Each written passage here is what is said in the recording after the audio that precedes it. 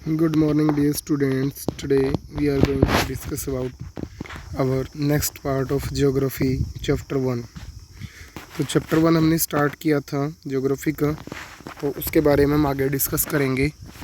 देखिए, तो भारत के बारे में हम देख रहे थे कि भारत का जो अक्षांशीय और देशांतरीय विस्तार के बारे में हमने पढ़ा था। भारत का भौगोलिक क्षेत्रफल विश्व के क्षेत्रफल का कितना है वो हमने पढ़ा था। तो स्क्रीन के ऊपर आप देख रहे हो कि भारत का विश्व के अंदर 7वां स्थान है, बड़े देशों के अंदर 7वां बड़ा देश है भारत जो है विश्व के अंदर। तो भारत की अगर स्थल सीमा की बात करें तो वो 15,200 किलोमीटर है। ठीक है, समुद्री तट की बात करें या समुद्री जो तटीय रेखा है, सीमा है, उसकी बात करें तो अंडमान निकोबार को मिला के 7,516.6 किलोमीटर है। तो इसके बारे में हमने डिस्कस किया था। ठीक है, तो अगर देखें भारत का जो अक्षांशीय और देशांतरीय विस्तार है दोनों ही लगभग 30 डिग्री के बराबर है। तो हमने कुछ डिस्कस किया था कि भारत की जो मानक रेखा है, यानी कि जिसके अनुसार भारत का जो समय है वो निर्धारित होता है, वो 82.5 डिग्री पूर्वी देशांतर रेखा है। ठीक है, तो हमने ये भी देखा था कि जम्मू कश्मीर और कन्याकुमारी में दिन और रात की अवधि बराबर नहीं होती है, उनमें अंतर होता है, क्योंकि भूमध्य रेखा के पास देखा जाए तो दिन की जो लंबाई कह लो या दिन जो है वो बड़े होते हैं, रात छोटी होती है। जबकि जम्मू कश्मीर की बात करें, दिन यानी कि दिन में प्रकाश या फिर ये कह लो कि सूर्य की रोशनी कम समय के लिए प्राप्त होती है, जबकि रात लंबी होती है। तो ये थोड़ा सा हम डिस्कस कर रहे थे इसके अंदर। आगे देखते हैं, भारत की जो स्थिति है वो हिंद महासागर के अंदर है, और हिंद महासागर में भारत की स्थिति होने के कारण क्या है, यह यूरोपीय और पूर्वी एशियाई देशों को मिलाने में एक अहम रोल प्ले करती है, मुख्य भूमिका निभाती है। और वहाँ तक पश्चिमी एशिया है, चाहे यूरोप है, चाहे अफ्रीका है, उन देशों के साथ जो है हमारे जो संबंध कह लो वो क्या है, वो और ज़्यादा निकटतम बने हुए हैं। ठीक है, तो और ज़्यादा निकटतम बने हुए हैं। हिंद महासागर के अंदर भारत की जो तटीय सीमा है वो बहुत लंबी है। ठीक है, किसी भी देश की जो सीमा है, तटीय सीमा है, वो भारत जितनी जो है वो हिंद महासागर के अंदर इतनी लंबी किसी भी देश की सीमा नहीं है। तो ये हमारे लिए क्या है, एक बेनिफिट है, एक क्या है हमारे लिए, एक इसका इम्पोर्टेंस है, महत्वपूर्ण है हमारे लिए बहुत ज़्यादा। देखिए आगे देखते हैं हम। ये एक डायग्राम हमने देखा था, बार डायग्राम, जिसमें विश्व के बड़े देशों के बारे में बताया गया। तो 7वां सबसे बड़ा देश जो है भारत है, सबसे बड़ा रूस है, उसके बाद कनाडा, संयुक्त राज्य अमेरिका, चीन, ब्राज़ील, ऑस्ट्रेलिया, और उसके बाद भारत का नंबर आता है। ठीक है, आगे देखते हैं। तो ये हमने डिस्कस किया था, ये मैप है। देखो, उत्तर से दक्षिण 3214 किलोमीटर जो है वो इसकी क्या है, दूरी है, लंबाई कह सकते हो। और पूर्व से पश्चिम की बात करें तो 2933 किलोमीटर जो है ये भारत की जो है लंबाई है पूर्व से पश्चिम की तरफ। ठीक है, आगे देखते हैं। ये वर्ल्ड मैप है, अंतर्राष्ट्रीय व्यापार मार्ग इसके अंदर दिखाए गए हैं। देखो भारत के जो व्यापार हैं किन किन देशों के साथ कैसे कैसे, मोस्टली अराउंड द वर्ल्ड अगर बात करें, देश की पूरे विश्व की हम बात करें तो लगभग सभी देशों के साथ जो है भारत के अंतर्राष्ट्रीय व्यापार होता है। और मोस्टली अगर देखेंगे तो वो ज़्यादा भारी और भरकम जो चीज़ें हैं उनका जो व्यापार कह लो, उनका इंपोर्ट एक्सपोर्ट कह लो, वो समुद्री मार्ग से ज़्यादा होता है। और जो हल्की चीज़ें हैं, यानी कि जो ज़्यादा भारी नहीं होती, उनको एरोप्लेन के थ्रू या फिर ये कह सकते हैं हवाई मार्ग के द्वारा हम जो है एक दूसरे से देशों से प्राप्त करते हैं या फिर भेजते हैं। ठीक है, ये मैप है, इसको ध्यान से देखिए आगे। तो ये इसके अंदर दिखाया गया है कि भारत का जो अंतर्राष्ट्रीय व्यापार कह लो या दूसरे देशों से संपर्क है वो बहुत पुराना है, जल मार्गों से पहले होता रहा है। पर्वतीय दर्रों से भी भारत जो है दूसरे देशों के साथ व्यापार करता रहा है, चाहे वो सिंधु नदी घाटी जो हमारी पुरानी सभ्यता है उसकी बात करें, मेसोपोटामिया के साथ, चीन की जो सभ्यता थी उसके साथ हमारा जो व्यापार है वो काफ़ी पुराना रहा है। ठीक है, आज से नहीं है, पुराने टाइम से ही है। अगर हम कोई भी मतलब पुरानी कुछ अद्भुत जो हमारी ये कह लो कि पुराण है, वेद हैं, उनके उपनिषद हैं, पंचतंत्री कहानियाँ हैं, रामायण है। तो हर एक जो वस्तुएं हैं, हर एक जो ये बुक हैं, पुस्तकें हैं, इनके अंदर हम देखेंगे कि भारत का जो व्यापार है वो काफ़ी पुराना है। मसाले, कपड़े, तो ये इस तरह की जो चीज़ें हैं ये पहले भी आती जाती रही हैं। भारत जो है मसालों का हमेशा से ही क्या रहा है, एक बहुत बड़ा एक्सपोर्टर रहा है, निर्यातक रहा है, निर्यात करने वाला देश रहा है।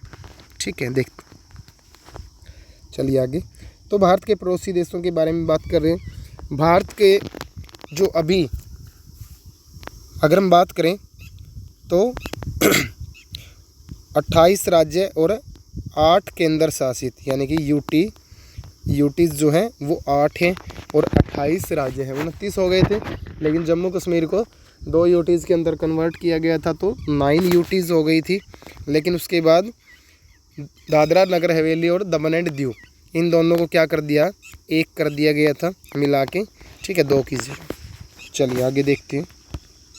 तो भारत और उसके पड़ोसी देशों की बात करें तो ये देख रहे हैं आप कि ये जो भारत में से ही बना, पाकिस्तान, अफ़गानिस्तान, इसके अंदर चीन, तिब्बत।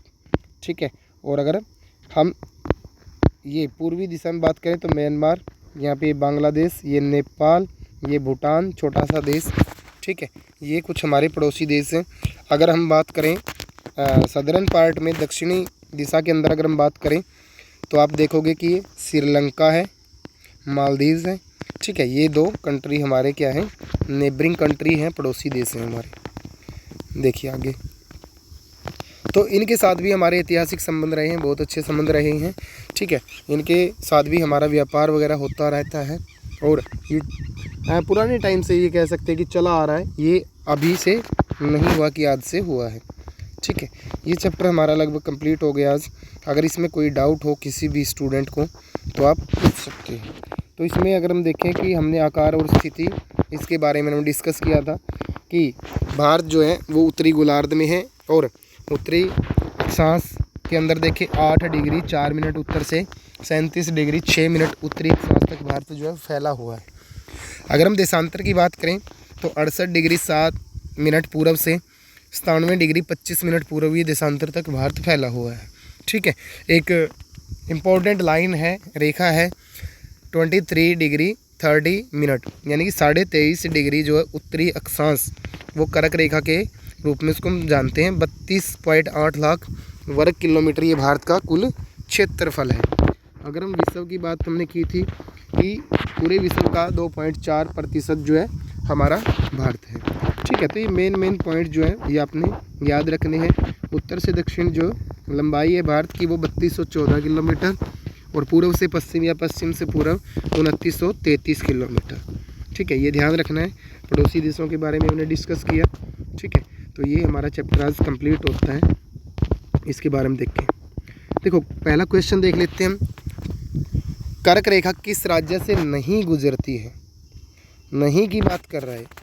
देखो इसको कैसे करना है, इसको ध्यान रखना आप कि राजस्थान से बिल्कुल जाती है, छत्तीसगढ़ से बिल्कुल जाती है, त्रिपुरा से भी जाती है, लेकिन उड़ीसा जो है उससे नहीं जाती। तो हमारा ये करेक्ट ऑप्शन हो जाएगा, यानी कि नहीं गुजरती है। ये पूछ रहा था ये जो ट्रेंड कह लो, ऐसा ट्रेंड अब चल गया है, काफ़ी ये पुराना होता चला जा रहा है ट्रेंड कि ये पूछते हैं कि इनमें से कौन सा नहीं है। ठीक है, तो आपको सारा चारों ऑप्शन का पता होना चाहिए कि ये है और ये नहीं है। तो आपने उसके बारे में अच्छे से रिवीजन करनी पड़ेगी, तब जाके आप उसको कर पाओ। भारत का सबसे पूर्वी देशांतर कौन सा है? पूर्वी, पश्चिमी की बात नहीं कर रहा, पूर्वी की बात कर रहा। ठीक है, देखो पूर्वी देशांतर यहाँ पे हमने डिस्कस किया था ऑलरेडी। देखिए ये पूर्वी अरुणाचल प्रदेश वाला ये जो हिस्सा है ये है भाई पूर्वी, क्योंकि पूर्व ये है, ये पश्चिम है। 68 डिग्री 7 मिनट ये पश्चिम है, सॉरी हाँ पश्चिम है, और पूर्व क्या है 97 डिग्री 25 मिनट है, ये आपका पूर्वी है। ठीक है, तो पूर्वी देशांतर की हम बात कर रहे हैं। तो पूर्वी देशांतर इनमें से कौन सा होगा? 97 डिग्री 25 मिनट, ये करेक्ट ऑप्शन है। आगे उत्तराखंड, उत्तर प्रदेश, बिहार, पश्चिम बंगाल और सिक्किम की सीमाएं किस देश को छूती हैं? देखो ध्यान रखना कि कौन से देश की बात कर रहा है। उत्तराखंड की छूती है भाई, अब यहीं पे क्लियर हो जाता है क्वेश्चन, उत्तराखंड की जो सीमाएं हैं वो भूटान को नहीं छूती भाई, ठीक है, म्यांमार को नहीं छूती, ठीक, ये दो ऑप्शन कट गए आपके, ठीक है। अब बात कर रहे हैं हम किसको, चीन को और नेपाल को, लेकिन अगर हम बात करें पश्चिम बंगाल की और बिहार की, ठीक है, ये चीन को नहीं छूती, तो लास्ट ऑप्शन क्या रह गया हमारा, नेपाल। नेपाल को ये सभी राज्यों की जो सीमाएं हैं नेपाल देश के साथ लगती हैं। आगे देखो, ग्रीष्मावकाश में आप यदि कावर्ती जाना चाहते हैं तो किस केंद्र शासित क्षेत्र में जाएंगे, यानी कि सीधे सीधे ये पूछ रहा है कावर्ती जो, ठीक है, सिटी है, कैपिटल है, वो किसकी है, ठीक है, किसकी है वो, ठीक है। इसका क्वेश्चन का आंसर आपने देना है कि कावर्ती जो है किसकी कैपिटल है, सीधे सीधे पूछ रहा है, नहीं कावर्ती जाना आप तो कहाँ जाओगे। जैसे आपसे पूछे कि आपको चंडीगढ़ जाना है, ठीक है, तो कहाँ जाओगे, या फिर आपसे पूछ ले कि आपने जयपुर जाना है तो कौन से राज्य की है, राजस्थान की है, चंडीगढ़ जाना है कि हरियाणा की है, पंजाब की है, ठीक है, तो वो ऐसे ऑप्शन आपको मिलेंगे। नेक्स्ट है 5वां क्वेश्चन, मेरे मित्र एक देश के निवासी हैं जिस देश की सीमा भारत के साथ नहीं लगती है, आप बताइए वह कौन सा देश है। देखो एक मिनट, पहला भूटान बिल्कुल लगती है, भूटान के साथ, बांग्लादेश के साथ भी हमारी सीमा लगती है, नेपाल के साथ भी लगती है, लेकिन लास्ट जो ऑप्शन बच गया ताजिकिस्तान, हमने देखा था पड़ोसी देशों के अंदर, पड़ोसी मतलब जिनसे हमारी सीमाएं लगती हैं, हमारे आसपास के देश हैं, ताजिकिस्तान जो है वो ऐसा देश है जिसकी सीमा भारत के साथ नहीं लगती। आगे क्वेश्चन है, अरब सागर तथा बंगाल की खाड़ी में स्थित द्वीप समूह के नाम बताने हैं, अंडमान निकोबार और लक्षद्वीप है भाई, ठीक है, और कौन सा द्वीपीय देश, कौन से द्वीपीय देश हमारे पड़ोसी हैं, देखो श्रीलंका और मालदीव, श्रीलंका और मालदीव के बारे में हमने डिस्कस किया था कि वो हमारे दक्षिण में पड़ोसी देश हैं। दूसरा है, उन देशों के नाम बताइए जो क्षेत्रफल में भारत से बड़े हैं, ये हमने डिस्कस कर लिया था। हमारे उत्तर पश्चिमी, उत्तर तथा उत्तर पूर्वी पड़ोसी देशों के नाम, ये भी हमने डिस्कस किया है। भारत में किन किन राज्यों से कर्क रेखा गुजरती है, उनके नाम लिखने हैं, ये नाम आपने खुद लिखने हैं, देखना है मैप के अंदर कि कौन कौन से राज्यों के अंदर से वो सीमाएं निकल रही है, ठीक है। तो ये चैप्टर हमारा कंप्लीट होता है। मुझे लगता है कि आपको समझ में आ गया होगा, ठीक है। अगर समझ में नहीं आया तो फिर आप क्या कर सकते हो, कमेंट कर सकते हो, रिवीजन के लिए बोल सकते हो, कोई इंपॉर्टेंट पॉइंट रह गया हो, ठीक है, वो आपने समझना है तो उसके लिए आप कमेंट कर सकते हो या मैसेज कर सकते हो ऐप के अंदर। Okay, thank you, have a nice day.